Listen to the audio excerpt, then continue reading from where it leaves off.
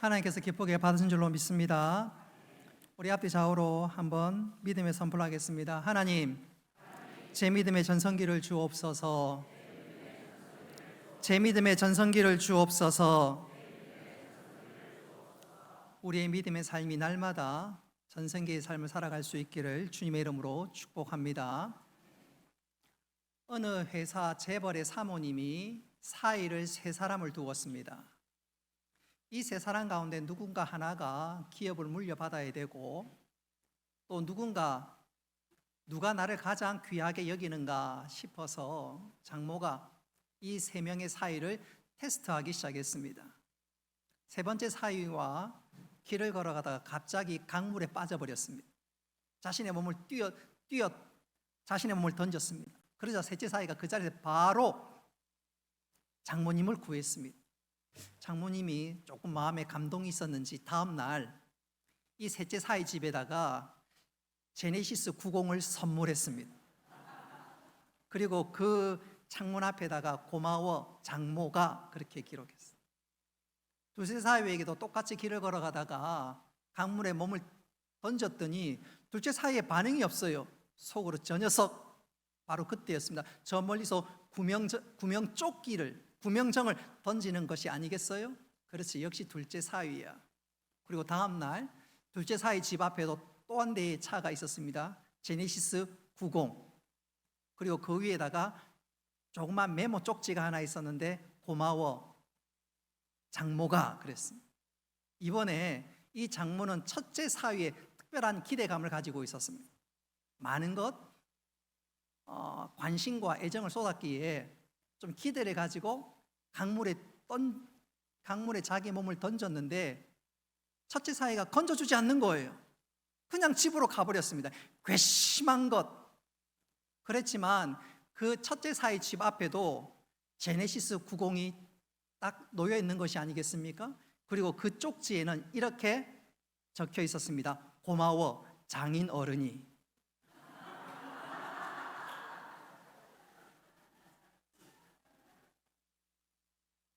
여러분, 우리가 무슨 행동을 하든 이 시간 이 자리에 나왔을 때 하나님께서 우리에게 은혜 주실 줄 믿으시기를 바랍니다. 사모하는 심령에게 좋은 것 주십니다.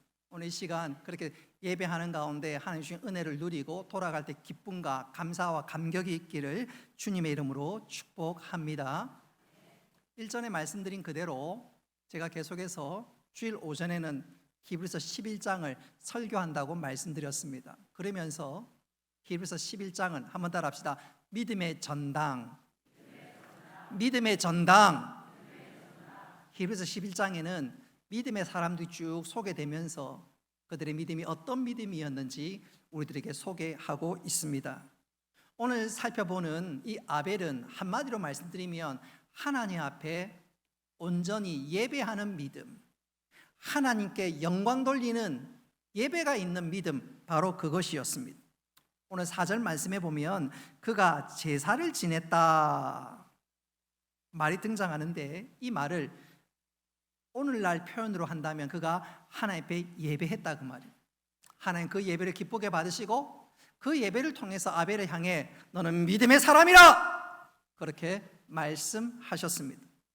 여기서 우리가 한 가지 의문을 가질 수 있는 것이, 여러분, 아벨의 아버지 이름이 누구죠? 아벨의 아버지가 누구죠? 아담입니다. 여러분, 믿음의 전당에 아마도 제일 먼저 등장할 사람이라면 아담이 등장해야 할 것 같은데, 오늘 말씀을 읽어보면 아담이 아니라 제일 먼저 아벨이 등장하고 한 걸음 더 나아가 아벨의 제사를 소개하고 있습니다. 왜 그랬을까? 이유는 분명합니다. 하나님께서 예배를 얼마나 귀하게 여기고 소중히 여기고 우리의 예배를 기다리고 있는지 바로 그것을 보여주고 있습니다. 믿음의 전당에서 여러 믿음의 사람이 소개되는 데 있어서 제일 먼저 예배하는 사람을 소개하고 있다. 이 말은 바꿔 얘기하자면 하나님은 얼마나 예배하는 자를 찾고 있는지 바로 그것을 보여주고 있습니다. 이 사실을 요한복음 4장 23절과 24절이 분명히 말씀하고 있는데 우리 같이 한번 읽어보도록 하겠습니다. 시작. 아버지께 참되게 예배하는 자들은 영과 진리로 예배할 때가 오나니 곧 이때라. 아버지께서는 자기에게 이렇게 예배하는 자들을 찾으시느니라. 하나님은 영이시니 예배하는 자가 영과 진리로 예배할지니라. 아멘. 하나님 예배하는 자를 찾고 기다린다, 그렇게 말씀하고 있지요. 그러니까 하나님 편에서 예배는 우리를 향해서 간절히 찾고 기다리는 자리요, 또 반대로 우리 편에서 예배는, 한번 따라 합시다, 우리의 삶을 지탱하는, 내 삶을 지탱하는 영혼의 닷과 같습니다. 여러분, 닷이 뭡니까? 배가 항구에 정박해서 움직이지 않도록 배를 든든히 지켜주는 것 아닌가요? 예배가 그와 꼭 같습니다. 바꾸어 얘기하자면 우리는 하나님의 형상으로 지음받은 존재기에 하나님과 교통해야 되고 또 하나님과 만나야 되는 그런 존재로 하나님 만드셨는데, 그래서 우리는 하나님을 만나지 못하면 우리의 영혼이 제대로 숨을 쉴 수가 없습니다. 뿐만 아니라 우리가 예배를 통해서 은혜와 능력을 공급받지 못하면 우리가 한 주간의 삶을 제대로 살아갈 수가 없습니다. 그리고 예배를 떠나서는 우리는 어떤 축복도 은혜도 기대할 수가 없습니다. 그래서 예배는 우리 삶의, 한번 따라 합시다, 처음과 나중이 됩니다.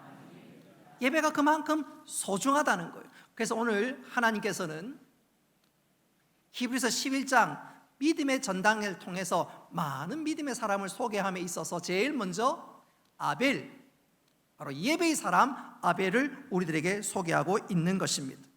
특별히 이 아벨이 어떻게 예배를 드렸는지는 창세기 4장이 잘 묘사하고 있는데, 창세기 4장을 읽어보면 아벨도 예배하고 그의 형 가인도 예배했습니다. 가인은 곡식으로 예배했고 아벨은 양으로, 짐승으로 하나님 앞에 예배 제사를 드렸습니다. 그런데 하나님께서는 가인의 예배는 거절하시고 아벨의 예배를 기쁘게 받아주셨습니다. 왜 하나님께서 이 둘을 차별하셨을까요? 왜 가인은 받지 않고 아벨만 받으셨을까요? 어떤 사람들은, 어떤 성경학자는 그렇게 얘기하는 사람들도 있습니다. 가인의 예배는 피가 없는 예배였고 아벨은 피를 흘리는 피의 제사였기 때문에 받았다. 나름 일리는 있지만 그것은 정확한 해석이 아니고 어떤 면에서 억지스러운 해석이라고 이야기할 수가 있습니다. 왜 그런가 하니까 피의 제사는 짐승을 잡아 드리는 제사, 예배는 모세 시대 이후에 생겼습니다. 모세 시대 이후에 비롯되었는데 이 시대는 그것보다 훨씬 앞선 시대입니다. 다시 말씀드리면 피의 제사가 아니라 아벨의 그 특별한 그 무엇이 있어서 하나님께서 예배를 받으셨다, 그 말입니다. 오늘 우리는 그것을 주목하면서 하나님이 받으시는 예배, 또 반대로 하나님 그 예배를 흠양하시고 우리에게 주신 은혜를 누리는, 그리고 그 복을 받는, 그 비결을 깨닫는 복된 시간 될 수 있기를 주님의 이름으로 축복합니다. 예배와 관련해서 또 한 가지 중요한 사실은 무엇이냐면 창세기 4장에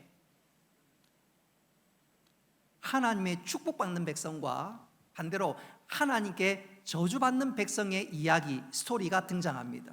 근데 그 출발, 그 스타트가 무엇이냐면 바로 예배입니다. 그런 거 보면 우리가 이 예배를 얼마나 소중히 여겨야 되는지 모릅니다. 예배를 통해서 하나님을 만나고 예배를 통해서 은혜를 경험하고 또 예배가 바로 하나님의 사랑받는 백성, 또 예배가 하나님께 버림받는 백성의 분수령이 되기 때문에 이 예배가 얼마나 중요하고 또 우리가 그것을 제대로 깨달아서 참된 예배자로 살아갈 수 있기를 주님의 이름으로 축복합니다. 오늘은 교회 설립주일이요 또 총출석주일로 지킵니다. 이유는 분명하지요. 하나님께 베푸신 은혜에 감사할 뿐만 아니라 오늘 말씀 보건대 예배가 축복받는 백성과 하나님께 버림받는 백성의 분수령, 분기점이 되니까 우리가 이 예배를 잘 알아야 되고, 오늘 그것을 알았다면 이제는 절대로 예배 빠지지 않고 예배하는 백성으로, 하나님과 교제하는 백성으로 살아가야 되기 때문에 그렇습니다. 자, 믿음의 전당 첫 번째, 하나님 아벨을 소개하고 그의 믿음을 우리로 하여금 주목하라고 말씀하고 있습니다. 자, 그렇다면 아벨은 어떤 사람이요? 특별히 그는 어떤 믿음을 가졌기에 하나님 그에게 은혜를 베푸시고 오늘 이 시대를 살아가는 우리들에게 아벨이 제일 먼저 믿음의 사람이라고 우리에게 소개하고 있는 것일까요? 오늘 이 시간 저는 두 가지로 아벨의 믿음의 특징에 대해서 말씀하며 우리는 그 말씀을 통해서 다시 한번 믿음의 사람, 예배하는 사람으로 설 수 있기를 주님의 이름으로 축복합니다. 자, 그렇다면 아벨의 믿음은 과연 어떤 믿음이었을까요? 첫째는 한번 따라 합시다. 아벨은 믿음으로 예배를 드렸습니다. 여러분, 아벨의 믿음의 특징은, 그 예배의 특징은 믿음으로 예배를 드렸다는 사실입니다. 우리 4절 말씀 같이 한번 읽어보겠습니다. 시작. 믿음으로 아벨은 가인보다 더 나은 제사를 하나님께 드림으로. 아멘. 오늘 4절에 보니까 아벨이 믿음으로 예배를 드렸다. 믿음으로 하나님 앞에 제사했다. 자, 그렇다면 아벨은 예배하는 그 순간 무엇을 믿었을까요? 한번 따라 합시다. 하나님께서 이 자리에 임재하십니다.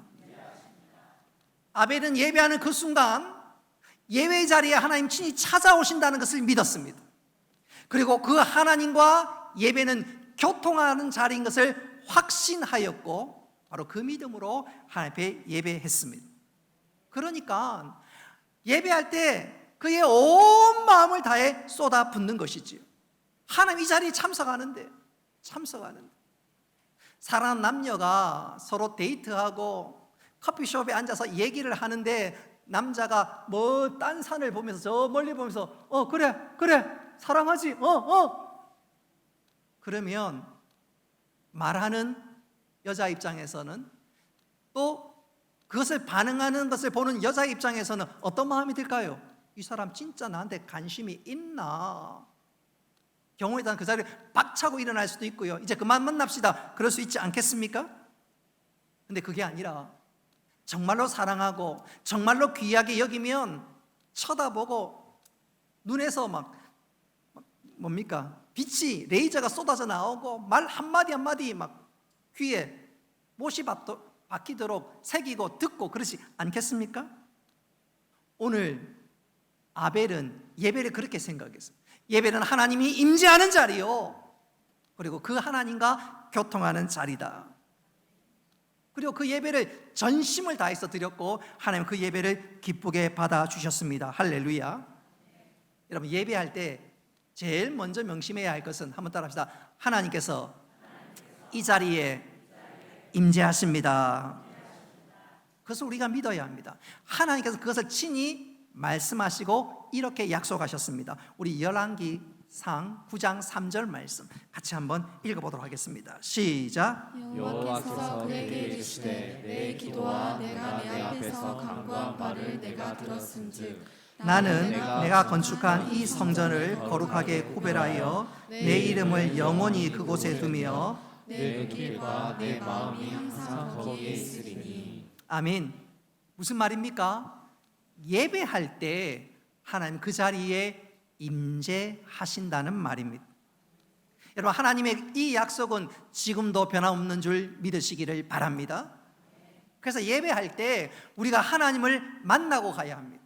하나님을 경험하고 돌아가야 합니다. 그렇지 않으면 그것만큼 억울하고 답답한 일이 없습니다. 그리고 그 하나님을 만나고 경험할 때 우리의 믿음은, 우리의 마음은 용기를 얻고 지금 당장 변한 것 없지만 하나님께서 나와 함께 하신다 약속을 믿고 담대하게 집으로 돌아갈 뿐만 아니라 한 주간 그 약속의 말씀 붙잡고 살아갈 때 하나님께서 우리에게 큰 은혜 주신 줄 믿으시기를 바랍니다. 자, 다시 한번 강조합니다. 예배할 때 하나님이 임재하십니다. 저는 이것을 이렇게 한번 강조하고 싶습니다. 영국의 유명한 설교가요 목사님 한 분이 로이드 존즈 목사님이십니다. 울산교회에 원로로 은퇴하신 정군도 목사님께서 이분을 연구해서 신학 박사 학위를 받기까지 했습니다. 탁월한 설교가요, 또 신학자이기도 합니다. 이분이 어느 날 길을 걸어가다가 자기 교회의 젊은 형제를 만났습니다. 근데 그 형제는 어떤 사람이냐면 과거 귀신 들려서 엄청나게 고생했던 사람입니다. 그 귀신 들렸던 형제가 놀랍게도 예배당 바깥에서는 발광하고 속된 말로 지랄해도 소란을 피워도 놀랍게 예배당 자리만 앉기만 하면 조용한 거예요. 신기할 정도로 조용한 것입니다. 그래서 사람들이 이 사람이 어떻게 하든지 정상적인 생활을 하려면 딴 거 없다, 예배 시간에 어떻게 하든지 데리고 와서 예배하게 하고 말씀 듣게 해야 되겠다. 그래서 사람들이 이 형제를 예배가 있을 때마다 초청해서 예배 자리에 앉게 했습니다. 그러던 가운데 이 형제가 귀신 들림에서 깨끗하게 나았습니다. 할렐루야.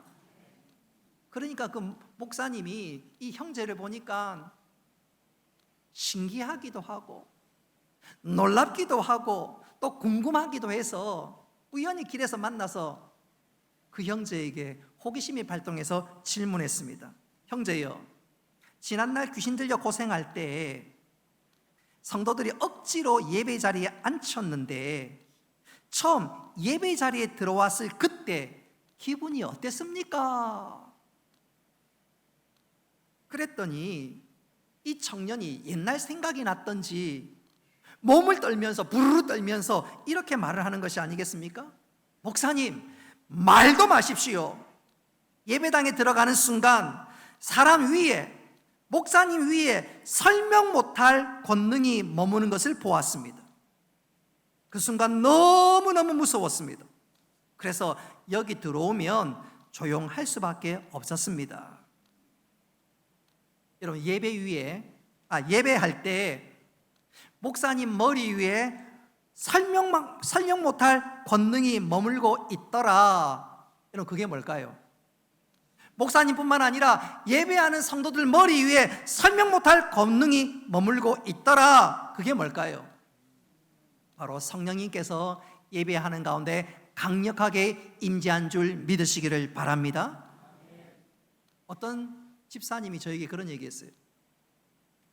목사님 설교할 때 이분이 얘기했던 것처럼 똑같이 목사님 머리 위에 권능이 임한 것을 보았습니다.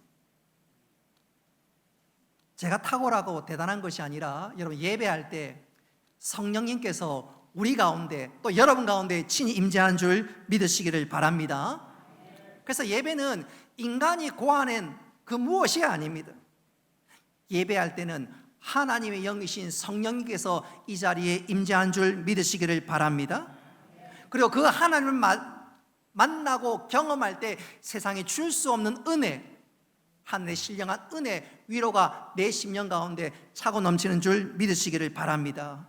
그래서 예배 한번 잘 드리고 나면 이게 웬일인지, 내 문제가 지금 당장 해결된 것도 아닌데 하나님께서 분명히 나를 인도하시고 은혜 베푸시면서 확신하면서 돌아갈 때는 룰루랄라 찬양하며 돌아갑니다.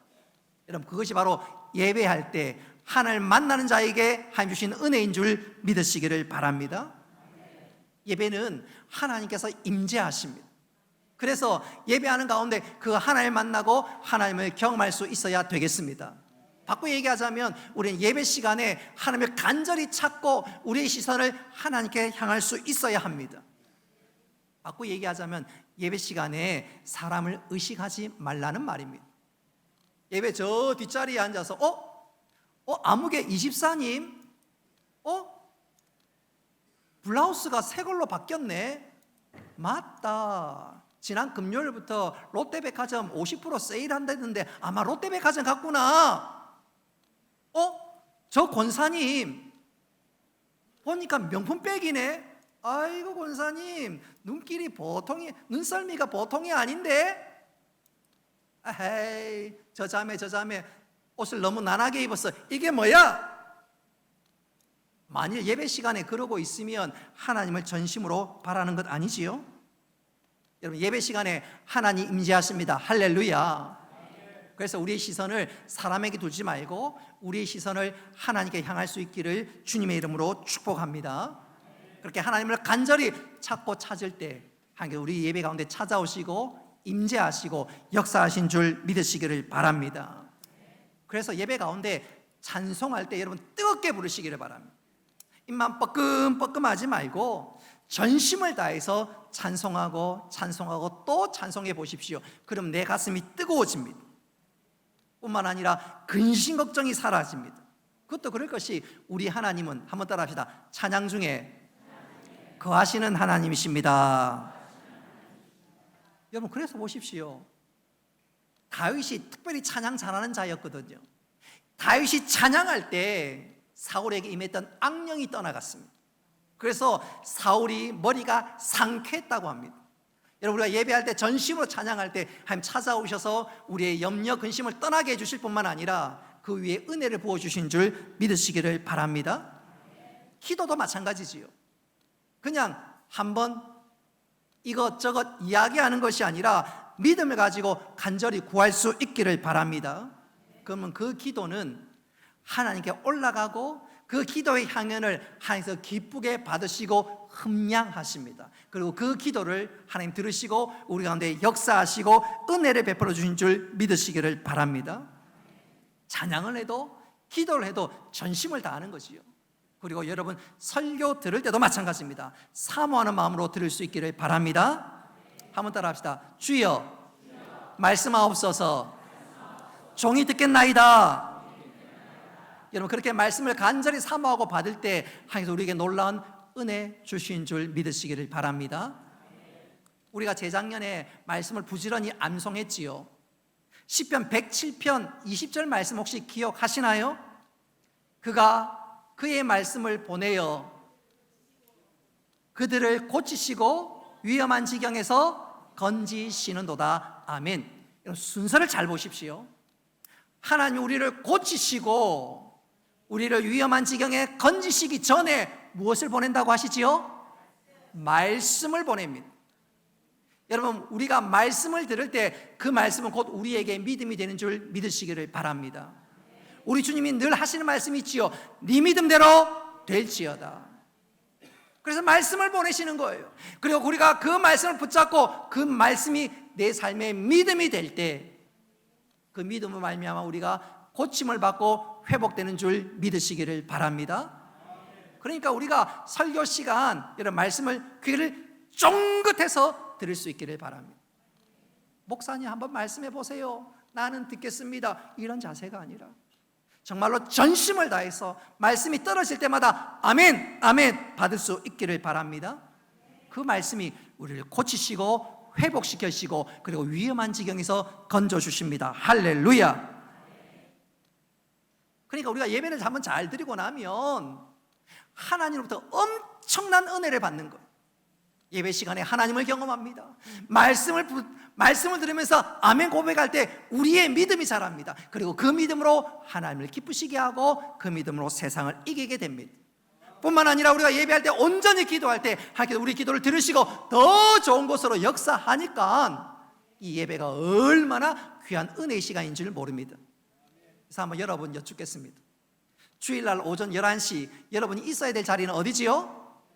바로 이 자리입니다. 여러분 이 자리는 은혜의 자리요 믿음의 자리요 그리고 축복의 자리입니다. 절대로 이 자리를 놓치지 말고 평생 이 시간 이 자리에서 하나님의 은혜와 하나님 주시는 놀라운 역사를 경험하며 누릴 수 있기를 주님의 이름으로 축복합니다. 여러분 예배할 때 하나님께서 정말로 놀라운 은혜를 베풀어 주십니다. 역사하십니다. 저는 이것을 이렇게 한번 강조하고 싶어요. 미국 서부 도시 가운데 샌프란시스코가 있습니다. 최근에는 야구 선수 이정우가 이 샌프란시스코 자이언츠에 입단한 도시이기도 하지요. 이 샌프란시스코 빈민들, 노숙자들, 거지를 위한 전도팀이 하나 있는데 그 전도팀의 대표인 제리 브란트의 간증입니다. 이분이 한 번은 샌프란시스코의 유명한 광장 유니온에서 노숙자를 위한 전도 집회를 가졌습니다. 전도팀이 시의 허가를 받고 광장을 사용할 모든 채비를 갖추었고 드디어 D-Day가 되었습니다. 그리고 집회하기 2시간 전이었는데 생각지 못할 일이 벌어졌습니다. 광장에 험상궂게 생긴 건달 깍두기가 찾아와가지고 대표를 협박하기 시작합니다. 지금부터 이 광장을 우리가 접수한다. 조금 있으면 우리 동료 1,000명이 또 온다. 그러니까 좋은 말 할 때 너희들은 조용히 사라지는 것이 신상에 좋을 것이다.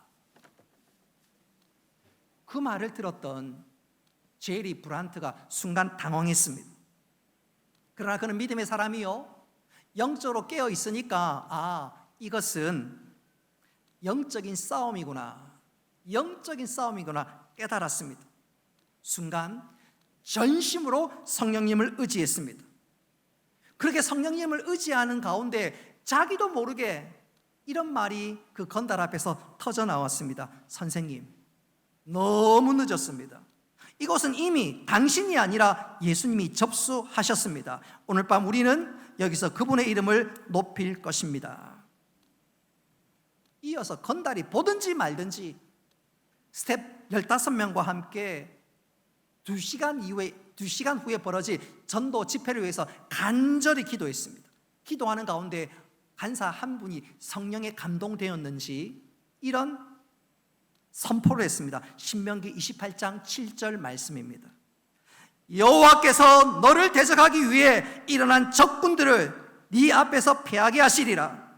그들이 한 길로 너를 치러 들어왔으나 네 앞에서 7길로 도망하리라. 누가 이 말씀을 크게 선포했습니다. 함께 기도한 사람들이 그 말씀에 아멘으로 화답하고 더 담대해졌습니다. 우리가 예배하고 하나님의 성호를 높일 때 하나님께서 책임져 주시리라는 확신이 들었습니다. 그래서 그 자리에서 그들은 찬송하고 더 높여 기도를 부르짖기 시작했습니다. 그 소리가 온 광장에 울려 퍼졌습니다. 그러자 희한한 일이 벌어졌습니다. 수많은 건달들이 몰려오다가 갑자기 광장 입구에 딱 서더니 무엇을 보았는지는 모르겠지만 그 광장 입구에서 마치 얼음처럼 뻣뻣하게 굳더니 곧이어 줄행랑을 쳐버렸습니다. 그 건달을 누가 막거나 제지한 사람은 아무도 없었습니다. 그러나 그들은 밀물처럼 몰려왔다가 썰물처럼 다 빠져나갔습니다. 전쟁터 같은 광장이 일시에 깨끗하게 평정되었습니다. 바로 그 광경을 그 유니온 광장에 있는 많은 노숙자들이 보았습니다. 이야, 진짜 하나님은 살아계시구나. 그들이 주님을 영접하는 구원의 큰 역사가 그 자리에서 일어났습니다. 할렐루야. 그 사건을 겪으면서 그 전도팀에게 모토 같은 하나님의 말씀이 그들 안에 전해지고 외치고 또 불려지기 시작했습니다. 우리 고린도후서 10장 4절 말씀입니다. 고린도후서 10장 4절 다 같이 한번 읽어보겠습니다. 시작. 우리의 싸움은 우리는 육신에 속한 것이 아니요 오직 어떤 견고한 진도 무너뜨리는 하나님의 능력이라. 아멘. 여러분, 우리가 예배할 때 하나님이 임재하신 줄 믿으시기를 바랍니다. 그리고 그 하나님의 은혜와 능력으로 어떤 문제도 해결될 줄 믿으시기를 바랍니다. 여러분, 믿습니까? 우리가 그것을 믿는다면 우리 다 같이 한번 찬양해 보겠습니다. 우리들의 무기는, 우리 박수 치면서, 우리들의 무기는 육체가 아니요 그러나 강하오 참으로 강하오.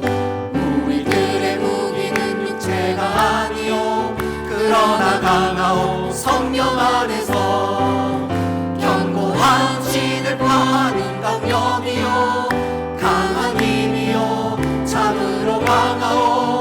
견고한 진을 파하는 강력이요 강한 힘이요 성령. 우리들의 무기는 육체가 아니요 그러나 강하오 참으로 강하오.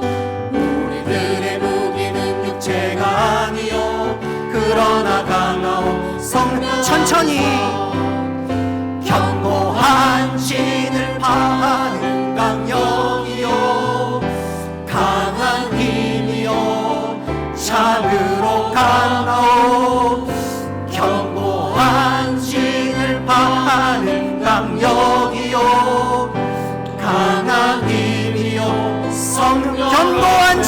손을 높이 들고 견고한 진을 파는 강력이요 강한 힘이요 참으로 강하오 견고한 진을 파는 강력이요 강한 힘이요 성령 안에서.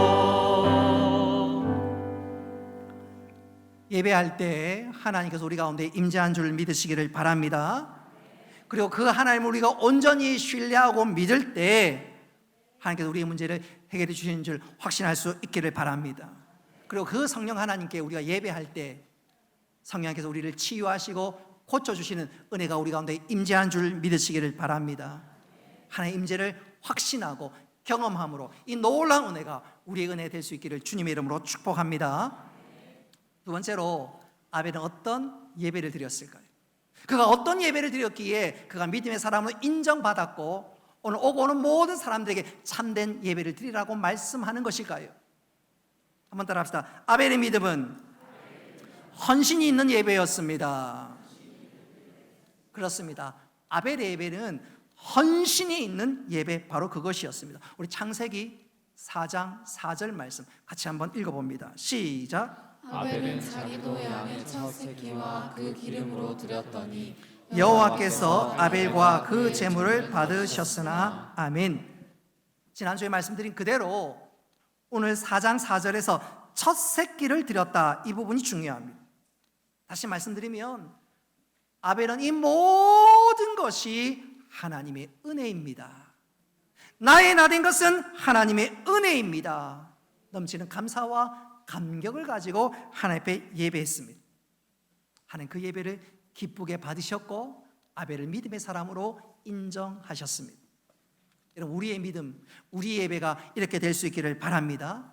감사와 감격을 가지고 헌신의 자리로 나아갈 수 있기를 바랍니다. 저는 이것을 이렇게 한번 표현해 보고 싶어요. 언젠가 한번 말씀드린 적이 있는데 마틴 로이드 존스 목사님이 쓰신 책에 나오는 내용입니다. 영국 농부가 한 번은 어미소로부터 송아지를 2마리를 얻었습니다. 일반적으로 어미소는 송아지를 1마리를 낳는데 2마리를 낳았으니까 엄청난 은혜요, 복이요, 감사 제목이 아닐 수가 없습니다. 농부가 너무너무 감사해서 2마리 중 1마리는 주님께 바쳐야지 결심했습니다. 그자 옆에 있는 부인이 궁금했습니다. 여보, 2마리 중에 어떤 송아지를 하나님께 바칠 거예요? 흰둥이예요? 검둥이예요? 남편이 그 얘기를 듣고 그거는 조금 있다가 결정해도 늦지 않아. 얼마 지나지 않아서 마을에 전염병이 돌았고 2마리 송아지 중에 1마리가 죽고 말았습니다. 그 일이 있고 나자 이 남편이 집으로 돌아와 아내에게 하는 말이, 여보, 오늘 하나님의 송아지가 죽었어. 하나님의 송아지가 죽었어. 여러분, 이런 태도는 아벨의 예배, 아벨의 믿음의 태도가 아니지요. 예배는 모름지기, 한번 따라 합시다.